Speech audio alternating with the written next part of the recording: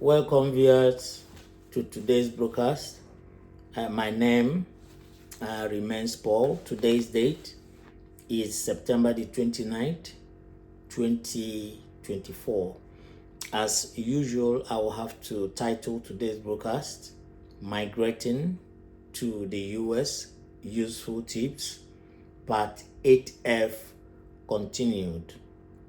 I started this series last week. I could not continue because I had to conclude on the R1, and so I started on a new categorization, the P1 visas of the non-immigrant visa categorization for the US non-immigrant category. And the P1 visa is actually for athletes, that is sportsmen and women, and entertainers. And so, like I began last week, today I'm going to try to move a bit quickly to see how far I can go. And so for the P1, which is basically for athletes, that is sportsmen and women of every kind. You could be a footballer, you could be a basketball player in your country, you could be a Scrabble player, you could be a boxer, you could be a judo player. So it depends on, you could be a swimmer, it depends on what type of sport you are doing. But once you are a sportsman or a sportswoman, you have the opportunity to visit the United States through the P1 visa, non-immigrant visa categorization or category. And the idea for all these categories is to make it easier for visitors from every part of the world to visit the US, in which case it's not only through the B1 or B2 visa categories that you can come to the US.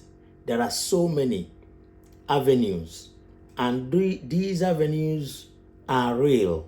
They are there on the internet, and then as I bring them out on my series, you keep following them, and then you look at your circumstances, and you can actually be innovative by trying out any one of them. Once you have all of the information and then the backup documents, then everything is possible. So I will encourage you to, as usual, follow me on TikTok, YouTube, Instagram, and of course Facebook. Follow me. You can send a DM to me through Messenger or on my Facebook page, and then I'm able to respond to you. You need to ask questions, and all these things are out there. They are possible. That someone failed in his or her own bid should not affect you as an individual. So straight back to the main issue now. So what are the requirements for P1? Remember, P1 is for sports people, sportsmen and women. You need not be a professional. You could be an amateur, but just you're coming up, but you have the intent to becoming a professional. So this will also help your career. Okay. Now, there are frequently asked questions about P1 visas. So what are the requirements for a P1 visa? Now, the following requirements must be fulfilled in order to qualify for a P1 visa. Number one, the applicant must be a recognized athlete or entertainer participating in an event of international standing. In other words, your reason for coming to the US, or your reason for desiring to come, is to participate or be part of an international event happening in the US. Either if you're a sports person or you're an entertainer, at least you must have the information that, okay, I want to come to the US to be part and parcel of a particular event that is coming up.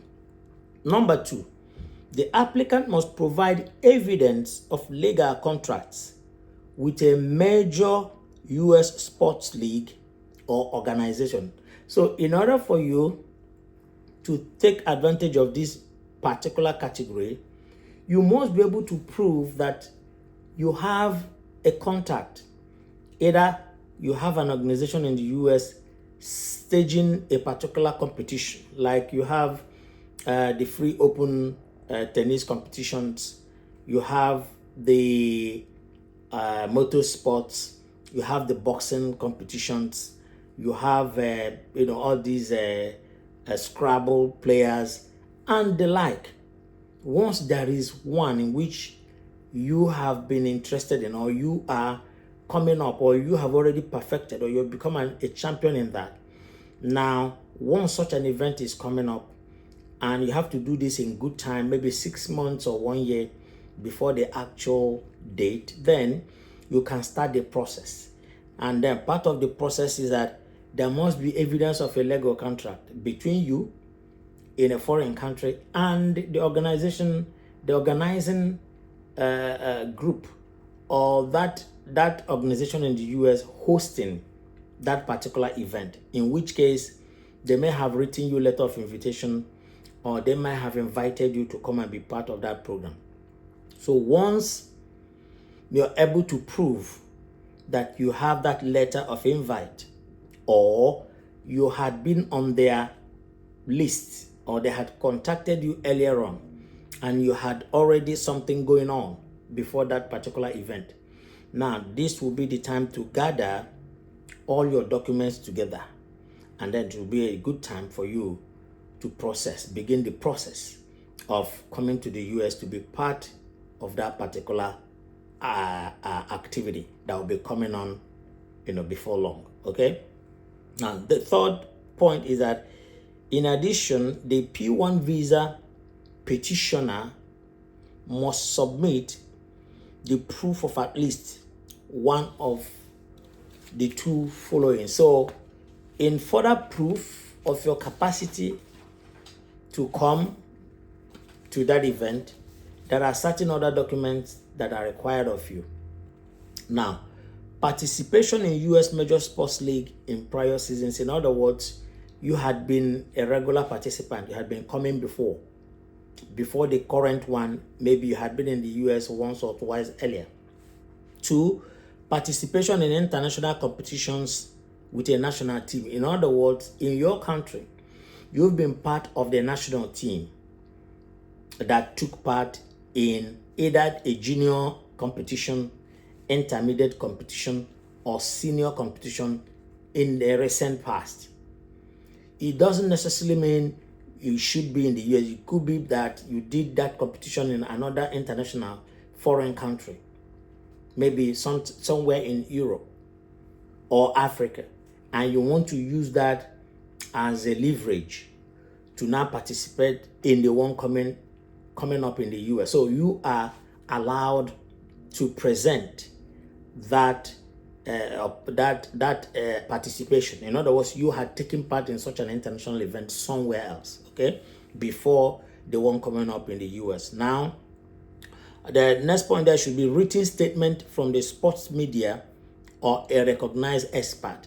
In other words, you have this recognition from a sports media, either in the US or some other recognized place, or you have this other recognition from an expert. In other words, you have this group of experts, either a professional in that sport, or a coach or somebody who may have worked with you in the past, knows you too well. They can write what we call a letter of recommendation. So what that means is you need to get a letter of recommendation from recognized media or sports media outfits, or some experts in that particular field.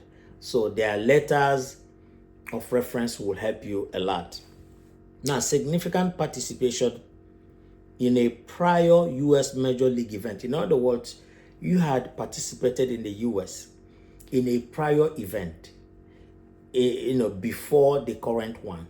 You had either been part of the team that came, to participate, and you represented your home country or another foreign country or whatever, but you had been part of that program before, and then this time around you want to come again for the same purpose, or you are not taking part, at a different level, but you are coming to participate in the upcoming one. That will help you a lot. So the next question will be, what are the advantages of a P1 visa? Now, the P1 visa holder can travel unrestricted, okay? Now, nobody will restrict you. You are free to come into the country because it's usually on multiple visas, okay? Now, multiple entries and all that. You can engage in part-time study. So if you're on P1 visa, you can even study. You can take on part-time study while you are engaged in that particular activity you're doing. Another point there is apply for adjustment of status and lawfully seek to become a permanent resident of the US. So with a P1 visa, what it means is that the P1 visa has a dual intent. So the dual intent is you are allowed to make a switch from the P1, you now become a resident, a permanent resident in the United States, or they give you a work permit, but at least you have the opportunity to get into a more and better category. In other words, you can become a green card holder and stuff like that. So there's that dual intent. So which means that the P1 visa is also very encouraging for you. Okay. Now, the next point is you have the right to enter the US and perform for payment or prize money. So in other words, if you are coming on a P1 visa, you are coming either as a sports person or an entertainer, in which case, once you're able to take part in that activity, you can be paid for it. Maybe some people invited you, you agreed on terms, you agreed that, you will be paid. And then if you're engaging in a competition, you can also claim the prize money, whatever the prize is. So in this case, you are working, you are able to be paid, you are able to receive money. Very encouraging. You can apply for visas for accompanying essential support personnel and dependents. In other words, if you are a P1 visa holder, you are allowed to bring in your support team. Let's say you are a boxer, you have your managers, you have your trainers, you can bring some of them in. Or let us say you have a family, you can also bring your wife, you can also bring your children. And so it depends on the nature of what that activity is. And you have a support system. That support system is also allowed to come to the US with you so that they can also help you and you do well in that activity. Now, the next question will be, what are the limitations of a P1 visa? Now, the following are the limitations. In other words, are there challenges? Yes, the P1 has some challenges. Number one is P1 visa applications will be approved only when the appropriate US sports league organization is consulted by the USCIS. In other words, now for you to be allowed or for you to obtain that P1 visa in your home country, because you're going to go for your interview at the American embassy in your home country. Now, the US organization that invited you must confirm it to the USCIS. In other words, they must confirm it by sending a petition.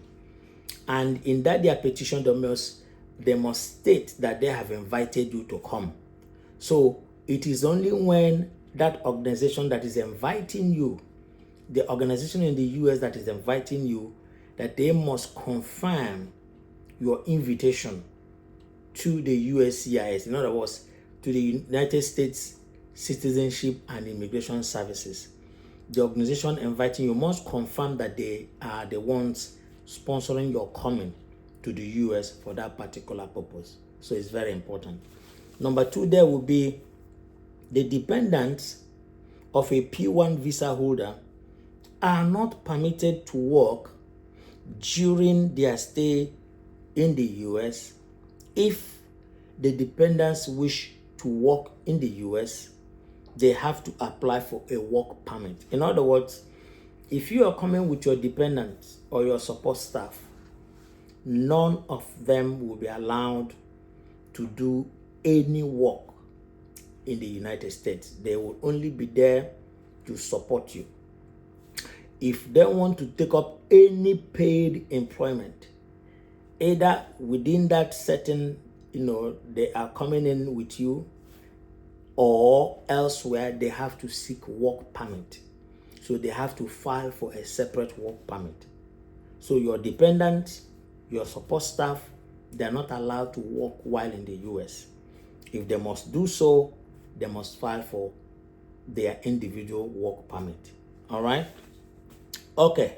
So the P1 entertainers, though not athletes, must be performing as part of a group and not individually.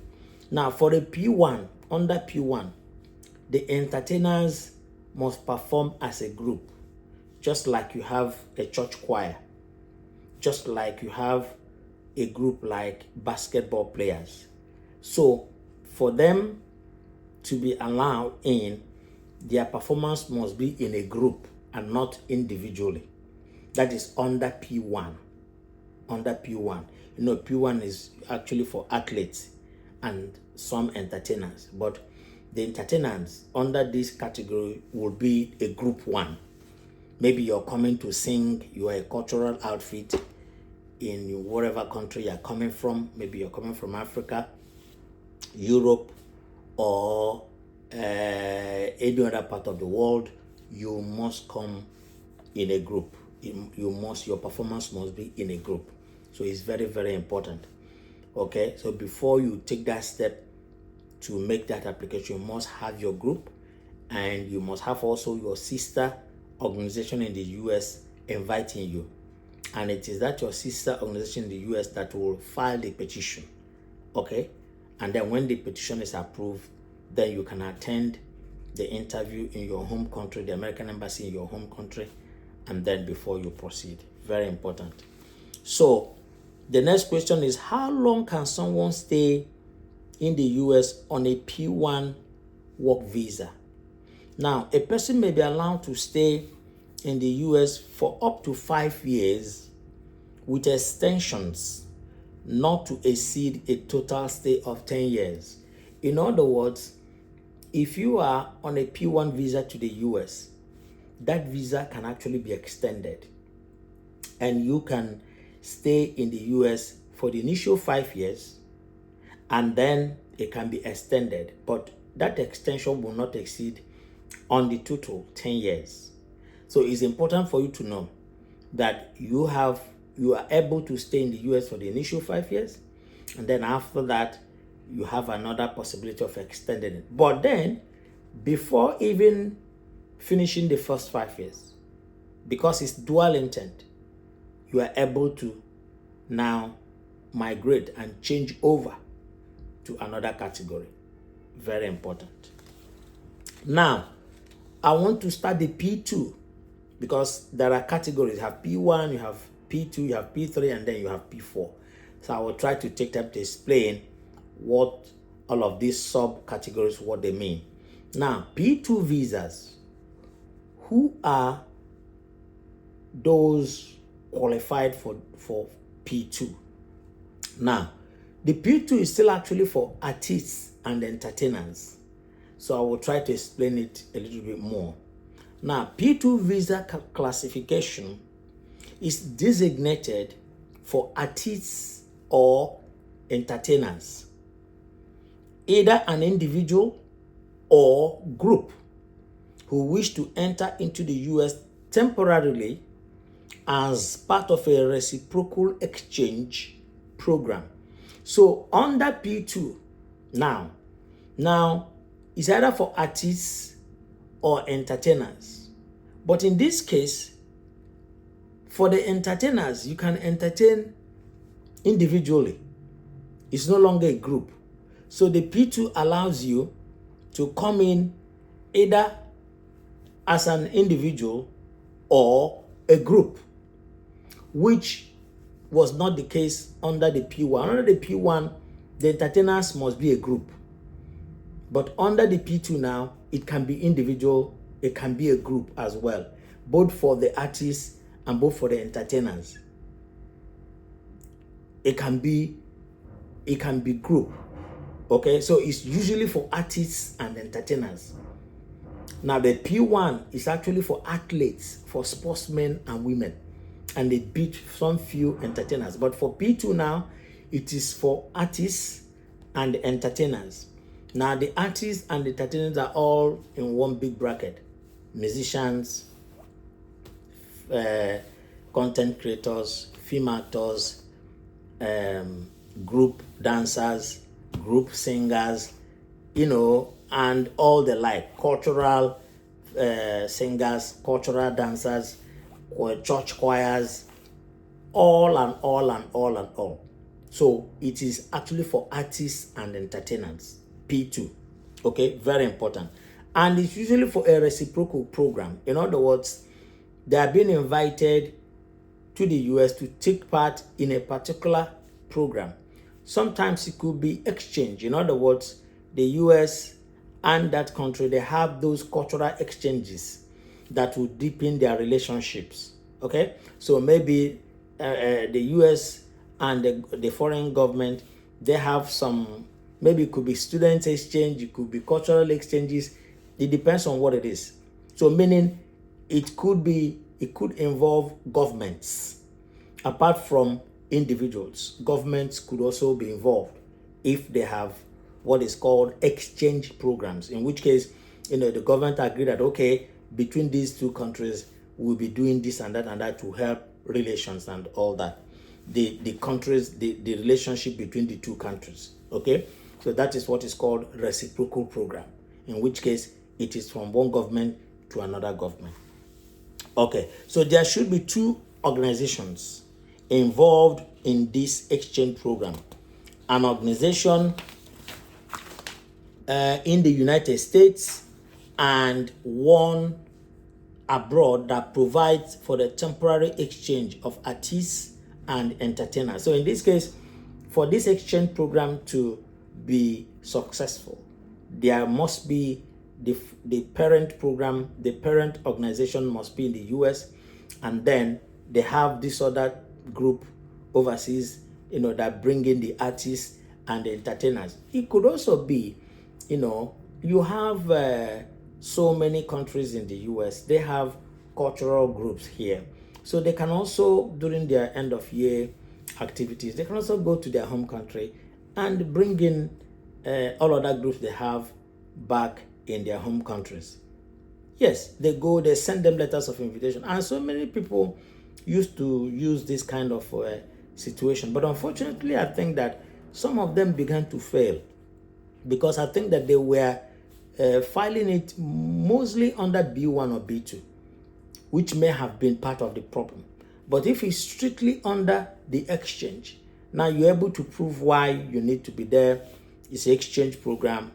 It's been going on. We're growing our cultural relevance in the US, so we need to partner with the one in your foreign country. And then they come in, do their cultural exchanges, and that's what it is. Okay, so there must be two organizations, one in the US and one in the foreign country. Okay, necessary documentation includes formal reciprocal exchange agreements, descriptions of the exchange program, and evidence of qualifying skills. In other words, for the two groups to partner together, you must have to show the agreement you have. The reciprocal programs does not necessarily mean it has to be only government. It could be cultural exchanges between the one in the US and the one overseas. And then you show the agreement, and you show the skills, and you show what do you stand to benefit based on these cultural exchanges. It's a very popular route, but unfortunately some people don't understand it properly. So it's important that some of this information is being put out there, so that whoever is interested in coming for exchange programs, you have your country men and women, they have a cultural group in America, and then in your home country you have your own cultural group. There are sister organizations. And in the US, they stage cultural activities, and then you want to be part of it. Especially, I have seen in the US here, you have all these Caribbean carnivals they do. Caribbean carnivals, they stage carnivals almost at the end of every year, from the Caribbean countries, and even some other South American countries.